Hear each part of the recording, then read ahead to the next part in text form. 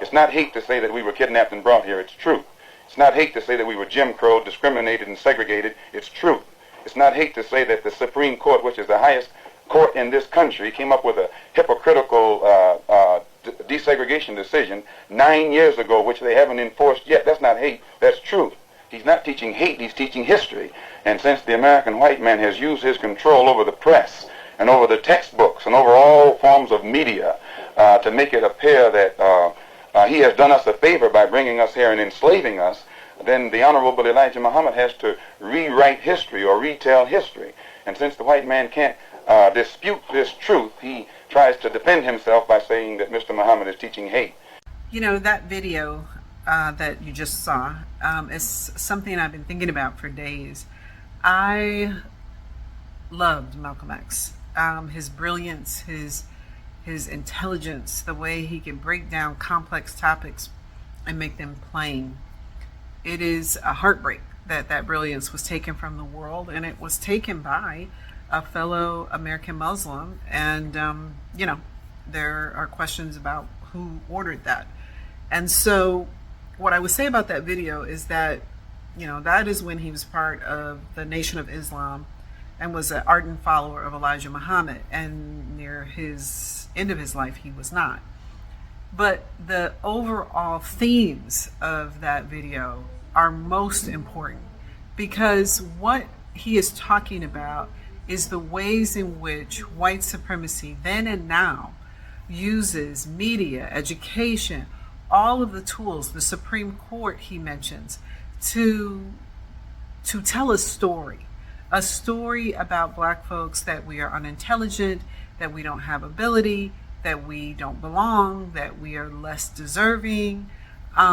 And that storytelling around who we are, that erases our presence in history. Always we're discovering hidden figures. They weren't hidden, they were purposely erased, attempted to erase them from history. And so when Malcolm X talks about the ways in which he says, you know, the Supreme Court and the desegregation, which 9 years after the case, and I make that argument in my book, just because something changed on paper doesn't mean it changed in practice. And today's Supreme Court seems to think that magically, because affirmative action happened, everything was solved.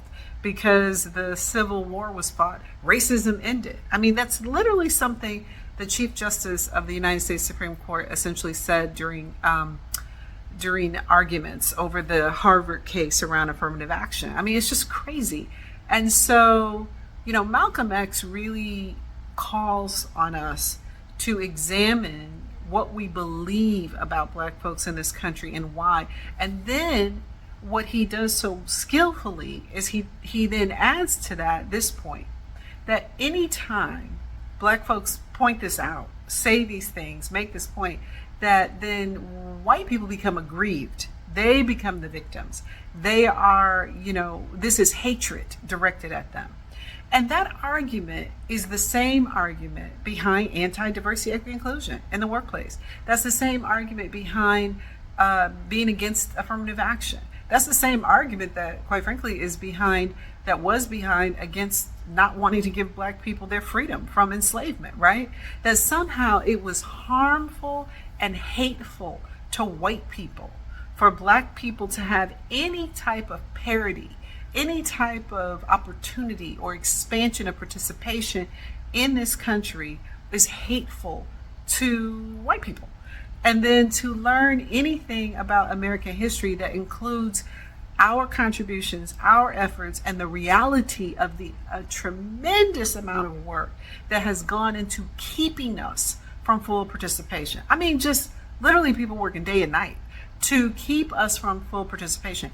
Just even saying that or learning that is somehow hateful to white people, which is another interesting point that I've often thought about. And I know some white people must wonder about this, and I can only speak for myself, but I think a lot of people wonder, how is it that black people can see clearly the racism and what has happened in this country and continues to happen and not hate all white people?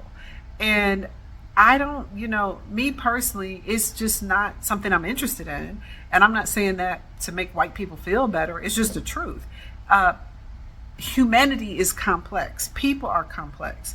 And there have been good and bad white people in my life, and good and bad black people, and good and bad Asian and Hispanic people, right? And so, but when I look at the systems of oppression, when I look at how white supremacy functions, those are the things that I turn my anger and attention to more so than, say, an individual person. And this personalization that white people do, some white people do, about anti-racist work, about addressing anti-black bias, they are unable or do not believe or unwilling to see that there are systems even bigger than them in play. And it is those systems that have to be changed. And it's not about hating them. And it's not, for me anyway, it's not about hating this country, right? And so Malcolm X, every time I come across him speaking, it reminds me to stop and reflect about what it means to operate in a system where people have been told. The system has been told. Malcolm X told folks. James Baldwin told folks. Frederick Douglass told folks. We have been telling people over and over and over again, and yet what seems to continue to win out is the backlash and the restoration of white supremacy every time.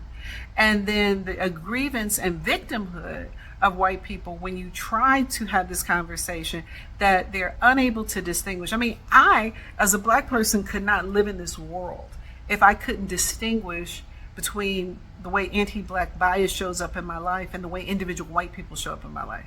It would be impossible. So maybe it's a type of intellectual duality that black and other people of color have to develop that white people don't have to develop. And consequently, it's very confusing to them and it's difficult for them to imagine how that works. And so this is something that has just been on my mind. And I'm always up for sharing Malcolm X's words with people. And I have been thinking about this, and I would love your thoughts and opinions about what Malcolm X said, how it relates to where we are today at this crossroads.